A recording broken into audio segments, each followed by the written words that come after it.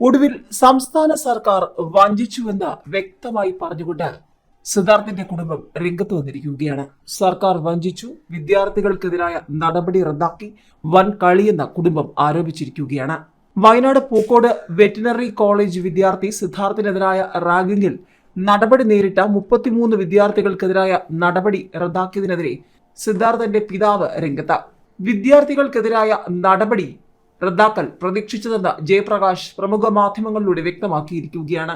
VC-യുടെ നടപടിക്കെതിരെ ഗവർണറെ സമീപിക്കുമെന്നും CBI അന്വേഷണം പ്രഖ്യാപിച്ചത് കുടുംബത്തിന്റെ വാമൂടി കെട്ടാനാണെന്നും അദ്ദേഹം പറഞ്ഞു. മുഖ്യമന്ത്രിയുടെ വീടിന് മുന്നിൽ സമരമിരിക്കുമെന്ന് ജയപ്രകാശ് പറഞ്ഞു.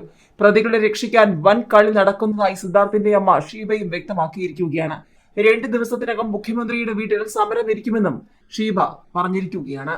പൂക്കോട് വെറ്റിനറി സർവകലാശാല വിദ്യാർത്ഥി സിദ്ധാർത്ഥൻ മരിച്ച കേസിൽ കോളേജ് പുറത്താക്കിയ 33 വിദ്യാർത്ഥികളെ വൈസ് ചാൻസലർ തിരിച്ചെടുത്തിരുന്നു. ക്രൂരമർദ്ദനത്തിലും ആൾക്കൂട്ട വിചാരണയിലും കോളേജ് അധികൃതർ വിദ്യാർത്ഥികൾക്കെതിരെ എടുത്ത നടപടിയാണ് VC ഡോക്ടർ PC ശശീന്ദ്രൻ റദ്ദാക്കിയത്.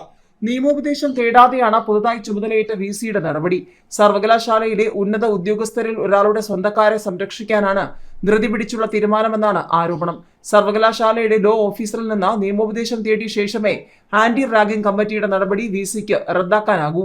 സസ്പെൻഡ് ചെയ്ത വിദ്യാർത്ഥികളെ തിരിച്ചെടുത്തത് VC-യുടെ ഇഷ്ടപ്രകാരമെന്ന സിദ്ധാർത്ഥന്റെ അച്ഛൻ P ജയപ്രകാശ് പറഞ്ഞു.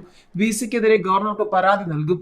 VC-ക്ക് എന്തോ വലിയ വാഗ്ദാനം ലഭിച്ചിട്ടുണ്ട്. ഒടുവിൽ സിദ്ധാർത്ഥൻ സ്വയം മുറിവേൽപ്പിച്ചെന്ന് VC പറയുമെന്നും ജയപ്രകാശ് ആരോപിച്ചു. CBI അന്വേഷണം വഴിമുട്ടി നിൽക്കുന്നതിനെതിരെ മുഖ്യമന്ത്രിയുടെ വസതിക്ക് മുന്നിൽ പ്രതിഷേധിക്കുമെന്നും സിദ്ധാർത്ഥന്റെ പിതാവ് വ്യക്തമാക്കി. കഴിഞ്ഞ ഫെബ്രുവരി 18-നാണ് ഹോസ്റ്റലിലെ ശുചിമുറിയിൽ ആത്മഹത്യ ചെയ്ത നിലയിൽ സിദ്ധാർത്ഥന്റെ മൃതദേഹം കണ്ടെത്തിയത്. സിദ്ധാർത്ഥിനെതിരെ നടന്നത് പരസ്യ വിചാരണയാണെന്ന ആന്റി റാഗിംഗ് സ്ക്വാഡ് റിപ്പോർട്ട് പുറത്തു വന്നിരുന്നു. 18 പേർ പലയിടങ്ങളിൽ വെച്ച് സിദ്ധാർത്ഥനെ മർദ്ദിച്ചെന്നും റിപ്പോർട്ടിൽ പറയുന്നു. അതേസമയം കേസ് അന്വേഷണം CBIക്ക് വിട്ടിട്ടുണ്ട്.